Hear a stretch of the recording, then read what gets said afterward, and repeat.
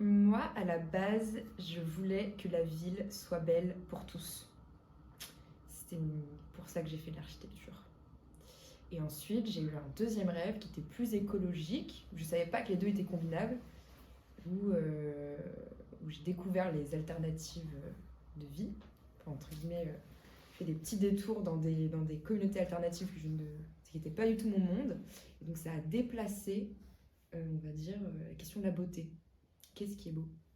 Question.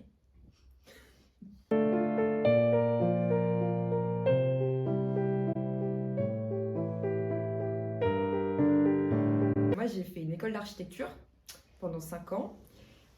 Ensuite, j'ai travaillé en tant qu'architecte en agence, puis à mon compte en campagne. Ça a été ma première expérience rurale, où j'ai aussi un peu retapé une maison et fait mon jardin. Donc ça a été un point de bascule important, mais je pense que j'avais déjà eu des expériences avant dans des fermes ou dans des lieux qui m'ont ouvert à une autre vision que la ville. Parce qu'en fait, quand on est urbain, on ne sait pas ce qui se passe dans la campagne. Donc je pense que ça a été des points de bascule.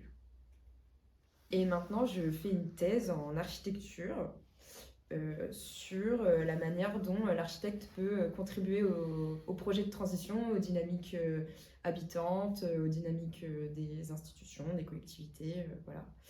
Et ça fait déjà 2 ans. Voilà. Et bien, finir ma thèse sera bien déjà. Mais finir ma thèse sans oublier de construire l'après-thèse, qui est encore plus important que la thèse, puisque la thèse, elle est là pour servir une envie, une recherche intérieure. Donc voilà.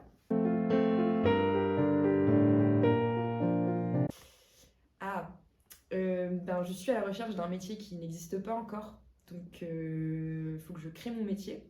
Donc pour le moment, la difficulté, c'est d'être imaginatif.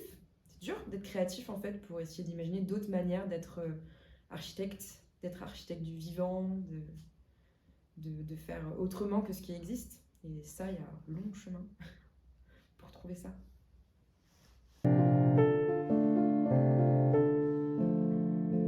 Non, mais en gros, c'est mon terrain de thèse. Donc, moi, j'ai connu Sonnaissance avant que Sonnaissance existe, en fait.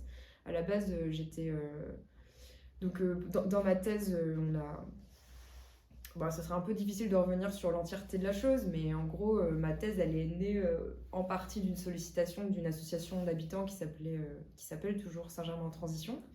Une association de citoyens engagés sur la commune de Saint-Germain au Mont d'Or qui voulait initier des projets de transition sur son territoire, comme il disait, faire émerger des modes de vie résilients. Et donc moi j'ai débarqué là-dedans en tant qu'archi avec une vision, on va dire, plutôt de l'espace, et voilà.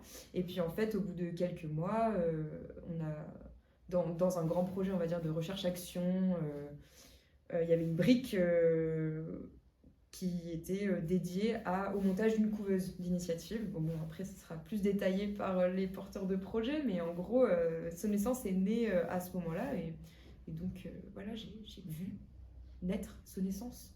Je suis un peu le grand témoin finalement.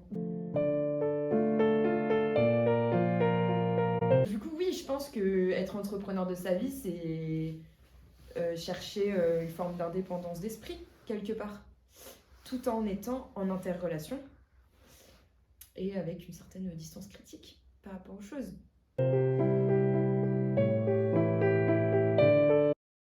Parce que c'est le futur. Il faut faire écosystème local parce que justement, nous sommes tous en interrelation. Nous sommes des êtres dépendants des uns des autres, mais c'est une dépendance positive. Et concrètement, si on se place dans une perspective un petit peu effondriste et collapsologue, on aura bien besoin de se serrer les coudes. Donc autant commencer maintenant. Et quand je dis que c'est le futur, c'est provocateur, mais c'est parce que c'est clairement une question de nouveau paradigme. C'est pas défendu par tout le monde, c'est encore, on va dire, émergent, mais c'est en faisant la démonstration qu'on pourra rendre ça désirable et, on va dire, diffuser ce nouveau type de modèle. faut bien commencer quelque part.